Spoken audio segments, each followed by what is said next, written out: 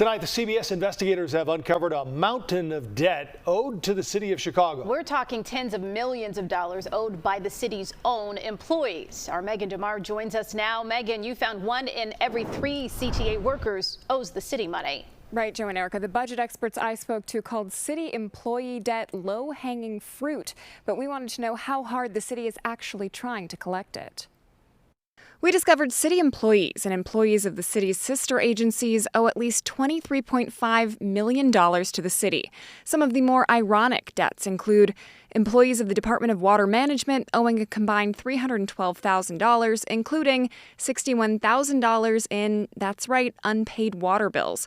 Streets and sanitation employees owing a total of $364,000, with $279,000 attributable to parking fines and fees. And CDOT employees owing $202,000 in total debt, most of which, or $145,000, stems from, you guessed it, parking-related violations. But it's 2 sister agencies that have employees with the most debt. Employees of the Chicago Board of Education owe nearly $10 million, and CTA employees owe nearly $9 million. One of the things that they should be called upon to do is to pay up in the same way that regular taxpayers who are paying their salaries are being called upon to pay up. Civic Federation President Joe Ferguson says the city has developed a reputation for not being terribly ambitious on debt collection, but employee debt would be some of the easiest to collect. No, it doesn't solve the overall problems that we have, but a lot of the solving is actually in small bits. He and Better Government Association President David Greising.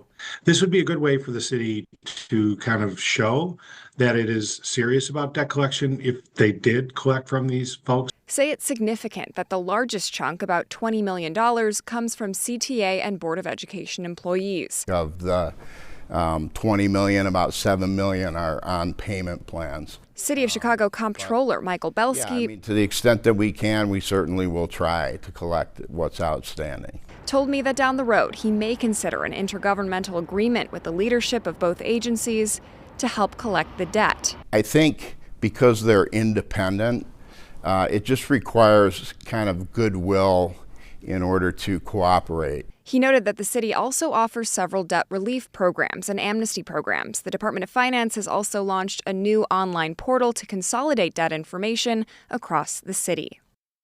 Belsky also explained that the City of Chicago and sister agency employees are subject to routine debt checks, including during the hiring process. They must resolve outstanding debt or enroll in approved payment plans before they start work.